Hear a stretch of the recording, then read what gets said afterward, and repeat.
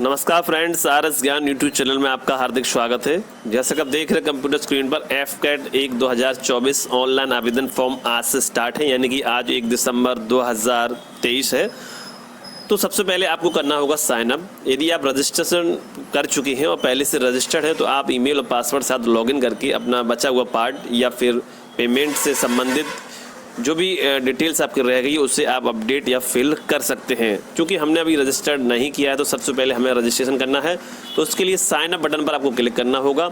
अब आपके पास 10th की मार्कशीट होनी चाहिए, जिसको स्पेलिंग देखकर अपना फुल नाम यहाँ पर लिख देना होगा। ईमेल आईडी सिस्टम पर या मोबाइल में चालू कर लीजिए और यहाँ पर टाइप कर दीजिए, मोबाइल नंबर को टाइप कर दीजिए। जनरेट OTP पर क्लिक करेंगे, पहले ईमेल की OTP डालें, फिर SMS वाली OTP डालें, कैप्चा को फिल करें और साइन अप करें।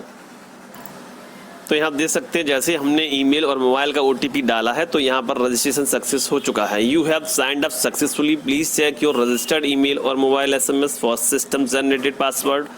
अब आप ओके करेंगे और अपने ईमेल और मोबाइल पर देखिए पासवर्ड आया होगा सिस्टम जनरेटेड, उसको यहाँ पर ईमेल और पासवर्ड के साथ जो आपका सिस्टम जनरेटेड पासवर्ड है उसके साथ आपको लॉगिन करके पासवर्ड को रीसेट करना होगा। और पासवर्ड को जब रीसेट कर लेते उसके बाद आपको फाइनली लॉगिन करना होता, उसके बाद आप अपना पार्ट 1 और आगे के स्टेप को फिल आसानी के साथ कर सकते हैं। तो हमें यहाँ पर जो है अब ओके बटन पर क्लिक कर देना होगा। अब आपके सामने कुछ इस प्रकार का डैशबोर्ड होगा जहां पर आपको ईमेल और सिस्टम जनरेटेड पासवर्ड को डालकर कैप्चा फिल करके साइन इन बटन पर क्लिक कर देना होगा। इस प्रकार ईमेल और पासवर्ड को डालकर कैप्चा डालकर जैसे हमने साइन इन किया तो यहाँ पर न्यू पासवर्ड यानी कि रीसेट पासवर्ड के लिए ऑप्शन आ चुका है। यदि आपका इनवैलिड क्रेडेंशियल बता रहा है तो पासवर्ड को सही से डालिएगा और ईमेल को सही से डालिएगा, आपका समाधान हो जाएगा। तो हम यहाँ पर नया पासवर्ड क्रिएट कर लेते हैं और रीसेट पासवर्ड पर क्लिक करके और फिर से हमें उसे लॉगिन करना होगा। यहाँ देख सकते हैं सक्सेस हो चुका है पासवर्ड।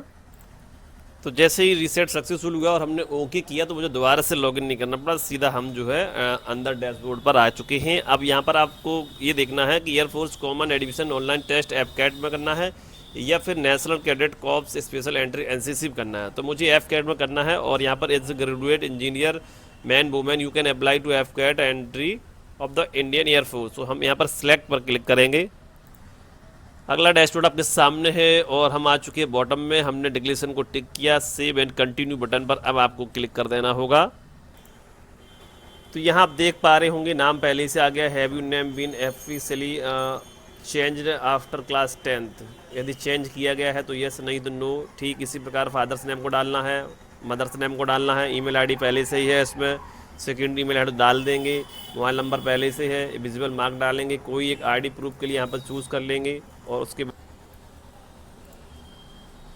अगला स्टेप आपके सामने है। और यहाँ हम आ चुके हैं पेज के बॉटम में। यहाँ पर अपना आईडी सेलेक्ट कर लिया, आईडी नंबर डाल देंगे, यहाँ PABTCPSS को क्लिक करके यहाँ चेक कर लेते हैं क्या बताया पूछा गया है यहाँ पर। तो यहाँ computerise pilot selection system CPSS is conducted at air force selection boards induction in the flying branch. CPSS is a once in a lifetime test and its results are valid for all future attempts for selection in aviation cadre. In order to be eligible for flying branch courses, CPSS PABT status must be pass or not appeared. यदि आपने पास किया है तो पास पर टिक करेंगे आप, और यदि आपने भाग नहीं लिया है, अपीयर्ड नहीं किया तो आप नॉट अपीयर्ड कर दीजिए इसको, ठीक है। तो फिलहाल हमने यहाँ नॉट अपडेट कर दिया है और आईडी नंबर डालकर यहाँ पर पूछा गया है कमर्शियल पायलट लाइसेंस के लिए नो कर दिया है यहाँ पर, और सर्विंग आर्मी एयरमैन नहीं है। जेंडर मेल सेलेक्ट किया है हमने, यहाँ अनमेरिड है, और डेट ऑफ बर्थ और कंफर्म डेट ऑफ बर्थ डालकर सेव एंड कंटिन्यू बटन पर अब आपको क्लिक करना होगा। तो ये प्रीव्यू आया, प्रीव्यू को चेक करेंगे और चेक करने के बाद सबमिट बटन पर आपको क्लिक कर देना होगा।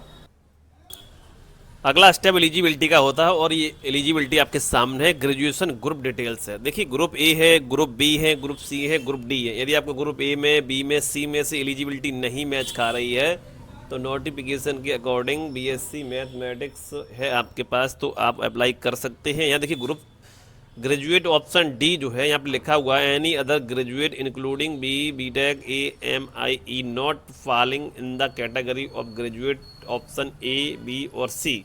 A, B और C में यदि आपकी क्वालिफिकेशन मैच नहीं खा रही है तो ग्रेजुएशन ऑप्शन D को चूज़ करके मैनुअली आप अपना क्वालिफिकेशन को फिल करके एफकेट का फॉर्म अप्लाई कर सकते हैं। तो फ्रेंड्स यहाँ पर हमने जो है 10+2 सबसे पहले सेलेक्ट कर लिया ग्रेजुएशन, जो क्वालिफ़िकेशन थी उसके हिसाब से। उसके बाद यहाँ पर हमने जो है ग्रेजुएशन ऑप्शन डी को चुना है और यहाँ पर हमने क्वालिफ़िकेशन को लिख दिया है, यहाँ पर कौन सी स्ट्रीम है वो लिख दिया है और कितना वर्ष का ड्यूरेशन है, कॉलेज का नाम है और जो यूनिवर्सिटी है, और उसके बाद जो है डेट एक्सेप्टेड, अब जो रिजल्ट डिक्लेरेशन डेट होती है वो यहाँ पर डालनी होती है, परसेंटेज ग्रेजुएशन में कितनी है, और do you have current backlog in graduation, इस पर नो करेंगे आप तभी ये फॉर्म सबमिट होगा, अदरवाइज यस करने पर सबमिट नहीं हो रहा है। अगला स्टेप जो है आपको यहाँ परसेंटेज 12 10+2 की डालनी है, उसके बाद फिजिक्स का और उसके बाद मैथ का परसेंटेज डालने के बाद सेव एंड कंटिन्यू बटन पर आपको क्लिक कर देना होगा। तो यहाँ आप देख पा रहे हैं सक्सेस लिख कर आ चुका है, qualification detail saved successfully, okay button पर क्लिक करेंगे और अगला स्टेप आपके सामने आ जाएगा। तो जो भी आपने क्वालिफिकेशन फिल की है उसके अकॉर्डिंग यहाँ पर जो कोर्सेज है वो आ जाएंगे और आप जो प्रेफरेंस है उनको नंबर बाई नंबर चूज़ कर सकते हैं। जैसे मैंने पहले फ्लाइंग ले लिया, फिर बीपेंस ले लिया, फिर लॉजिस्टिक एडमिनिस्ट्रेशन।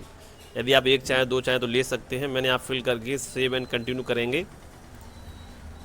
आप देख पा रहे होंगे कोर्स प्रेफरेंस सेव सक्सेसफुली हो चुका है, ओके बटन पर क्लिक करेंगे, अगला स्टेप आपके सामने होगा।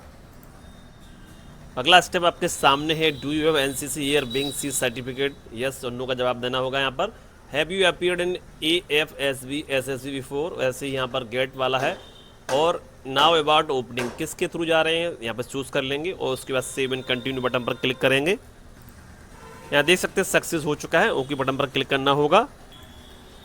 एड्रेस को फिल कर लीजिए और उसके बाद जो है यदि आपका सेम एड्रेस है तो यहाँ चेक बॉक्स पर टिक कर दीजिए, अदरवाइज अलग अलग फिल करके आपको सेव एंड कंटिन्यू बटन पर क्लिक करना होगा। अगला स्टेप आपके सामने है और जब भी आप फ़ोटो सिग्नेचर थंब बनाएंगे तो यहाँ पर ये दिया हुआ पासपोर्ट फोटोग्राफ, इसको कॉपी करके फाइल को रीनेम कर लीजिए, ऐसी सिग्नेचर को, ऐसी थंब इम्प्रेशन को, ठीक है। फ़ोटो पे नेम कैपिटल लेटर में और DOP होना चाहिए फ़ोटो स्टूडियो से। फ़ोटो को लेटेस्ट में ही लगाना है आपको, इस चीज़ का विशेष ध्यान रखिएगा। ओके, सिग्नेचर और लेफ्ट थंब इम्प्रेशन, ठीक है। यहाँ पर एक नया ऑप्शन आ चुका है इस बार एफकैड में, कैप्चर लाइव इमेज, ठीक है। वेब कैमरा यहाँ लगाना होगा या फिर लैपटॉप के माध्यम से स्टार्ट कैमरा करके यहाँ पर फोटो को कैप्चर करना होगा और सेव बटन पर क्लिक करना होगा। सब कुछ करने के बाद जो है आपको डेस्टिनेशन पर टिक करना होगा, प्लेस डालना होगा जो भी आपका ज़िला है, और उसके बाद सेव एंड कंटिन्यू बटन पर क्लिक करके अगला स्टेप आपके सामने होगा। यहाँ पर जो है फ़ोटो को सेव कर लिया गया है, सिग्नेचर को भी और लेफ्ट थंब इम्प्रेशन को भी, कोई ऐसी समस्या इसमें यहाँ पर नहीं आई है। अब यहाँ पर हमें लाइव फ़ोटो को कैप्चर करना होगा। इस प्रकार आप यहाँ देख सकते हैं लाइव फोटो को यहाँ पर कैप्चर कर लिया गया है। लाइव फोटो को कैप्चर करने में जो प्रॉब्लम्स आई हैं वो हम आपके साथ शेयर करना चाहते हैं, जिससे कि आपको लाइव फोटो कैप्चर करने में परेशानी बिल्कुल ना हो। जैसे ही आप स्टार्ट कैमरा पर क्लिक करते हैं आपके PC, लैपटॉप, कंप्यूटर में कैमरा ऑन होना चाहिए। जैसे ही आप स्टार्ट कैमरा पर क्लिक करेंगे, एक बार फिर से हमने रिपीट किया है, वैसे ही यहाँ पर अलाउ का बटन जो है आपके ब्राउजर से आपको देखने को मिलेगा लेफ्ट साइड में, और आप उसको अलाउ करेंगे और कैमरा यहाँ पर ऑन हो जाएगा। कैप्चर इमेज के लिए आप रेडी हो जाइए और यहाँ पर एक 4+ का निशान बना होगा और एक चेहरे जैसा सिंबल बना होगा, और जो एक इमेज होगी आपके सामने और लाइव कैमरा स्टार्ट हो जाएगा आपका। तो वहाँ पर आप कोशिश ही करिए, जब आप फोटो को कैप्चर कर रहे हैं तो वहाँ पर जो रोशनी है आपके चेहरे पर अच्छे से पड़नी चाहिए और पूरे रूम में रोशनी बढ़िया से होनी चाहिए, एकदम ब्लैक ब्लैक सा कुछ नहीं होना चाहिए।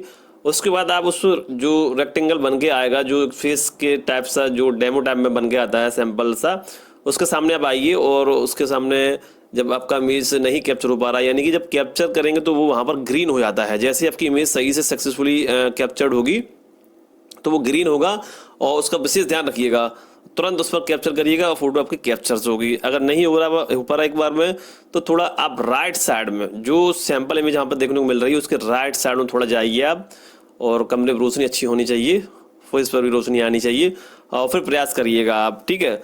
थोड़ा लेफ्ट राइट होकर देख लीजिए। वैसे मेरी जो फोटो कैप्चर हुई है वो यहाँ पर जो सैंपल इमेज दी गई थी उसके राइट साइड में थोड़ा जाके कैप्चर हुई है, थोड़ा दृश्य हुई है, बट काफ़ी मुझे मुश्किल सी हो गई थी और मैंने काफ़ी प्रयास किया, बट समाधान मिल गया और यहाँ पर फ़ोटो जो कैप्चर कर लिया है। और ये जो इमेज आप देख रहे हैं सैंपल डेमो है और काफ़ी मुश्किल से मैंने कैप्चर कर पाया है, बट आपके पास अगर व्यवस्था अच्छी होगी रोशनी की तो शायद आप अच्छे से कर पाएंगे। तो फिलहाल यहाँ पर हम सब कुछ कर चुके हैं। अब हम नेक्स्ट स्टेप यानी कि एग्जाम सिटी प्रेफरेंस पर पहुंचेंगे और वहाँ पर देखते हैं एग्जाम सिटी क्या क्या दी गई है। यदि आपको लाइव फोटो कैप्चर्स प्रॉब्लम से कुछ समस्या आ रही है तो आप हमें कमेंट लिख सकते हैं, तो हम उसके लिए स्पेशल वीडियो बनाने का पूरा प्रयास करेंगे। ठीक है, फिलहाल तो मैंने अभी पिछला जो स्टेप दिखाया था उसमें जो मैनुअली फोटो सिग्नेचर थे वो भी लेटेस्ट लगाना होंगे आपको, जो उसकी आपकी लाइव की फोटो से लगभग मैच करते हो। फिलहाल यहाँ सब कुछ प्रोसेस कंप्लीट है और हम पहुँचते हैं एग्जाम सिटी प्रेफरेंस पर।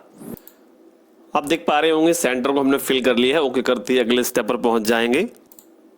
यहाँ आप देख पा रहे होंगे हम जो है फाइनल प्रीव्यू पर आ चुके हैं। प्रीव्यू को प्रिंट करके अच्छे से चेक करेंगे, उसके बाद सेव एंड प्रोसीड पेमेंट पर क्लिक करना होगा। उसके बाद प्रीव्यू को अच्छे से चेक कर लेंगे। फाइनल प्रीव्यू को डिक्लेरेशन पर टिक करेंगे, टिक करने के बाद फाइनल सबमिट पर आपको क्लिक करना होगा। अगला स्टेप पेमेंट का है, पेमेंट को सिलेक्ट करेंगे, पे बटन पर क्लिक करना होगा। अगला स्टेप आपके सामने है, यहाँ पर credit card, debit card, net banking, UPI, EMI options. तो यहाँ पर आप बेस्ट ऑप्शन रहेंगे डेबिट कार्ड और नेट बैंकिंग का। ठीक है, तो यहाँ पर चूज करेंगे, उसके बाद पेमेंट करेंगे। यदि पेमेंट फेल्ड हो जाता है और फिर से पेमेंट का ऑप्शन आ रहा है तो 24 से 48 घंटे का इंतजार करें, दोबारा प्रयास करें, अकाउंट को चेक करते रहें, हेल्पलाइन नंबर को तुरंत यूज करें वर्किंग डे में, वर्किंग टाइम पर, जिससे कि समय से पहले फीस आपका अपडेट हो सके। कोशिश ये करिएगा अपने कंप्यूटर लैपटॉप पर करें और जब भी पेमेंट करें तो रजिस्ट्रेशन नंबर को नोट करने के बाद, ईमेल आईडी, पासवर्ड को नोट करने के बाद दोबारा से ब्राउज़र हिस्ट्री क्लीन करें, फिर से ओपन करें, फिर से लॉगिन करें और फिर एक बार में ही पेमेंट करें, तो ज़्यादा अच्छा समाधान आपका रहेगा। ठीक है, तो फिलहाल हम यहाँ पर जो है डेबिट कार्ड की डिटेल भर के सेंड ओटीपी पर ऑप्शन क्लिक करते हैं। इस प्रकार ओटीपी आएगा। अगर डेबिट कार्ड से कर रहे हैं तो ओटीपी डालकर मेक पेमेंट करेंगे, आपका फॉर्म सक्सेसफुल होगा और आप स्टेटस देख पाएंगे, प्रिंट निकाल पाएंगे अपने डैशबोर्ड से।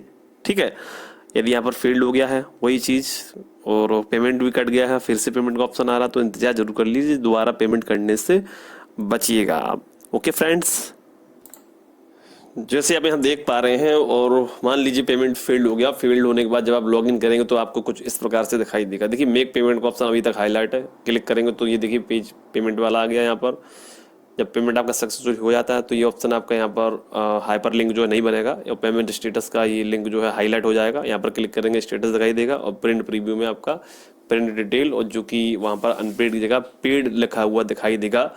ठीक है, यानी कि ट्रांजैक्शन जब सक्सेसफुल होगा तो आप दोबारा पेमेंट नहीं कर सकेंगे, ये भी इस बात का प्रूफ है।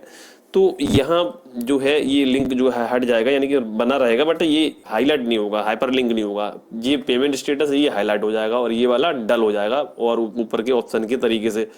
ठीक है, तो यहाँ जो है अब जब आप अपना प्रिंट एप्लीकेशन स्टेटस देखेंगे और पेमेंट स्टेटस देखेंगे तो वहाँ आपको सक्सेसफुली दिखाई देगा। इस प्रकार का जो पेज खुलकर आ रहा है ये आपके सामने पेमेंट गेटवे वाला ऑप्शन है, ये आपको बिल्कुल नहीं दिखाई देगा। ये पे का बटन देख रहे हैं, ये उन्हीं को दिखेगा जिनका पेंडिंग है, फेलियर है, अपडेट नहीं हुआ है, तो उनके लिए ऑप्शन है। ये आप हेल्पलाइन नंबर है, ईमेल है, इनको यूज़ करिएगा, अकाउंट को चेक करिएगा, दोबारा लॉगिन करके 48 घंटे में, 24 घंटे में, 72 घंटे तक चेक करते रहिए। लास्ट डेट नज़दीक आ चुकी है, 1 दिन या 2 दिन बचा है तो दोबारा पेमेंट करने की मजबूरी हो सकती है, बट उससे पहले काफ़ी समाधान है, जो काफ़ी उपाय है, ट्रिक्स है, वो उन्हें अपनाकर आप दोबारा पेमेंट करने से बच सकते हैं। फ्रेंड्स, ये अपडेट आपको पसंद आई है तो वीडियो को लाइक सब्सक्राइब करिएगा। वीडियो देखने के लिए आप सभी का धन्यवाद। नमस्कार, जय हिंद, जय भारत।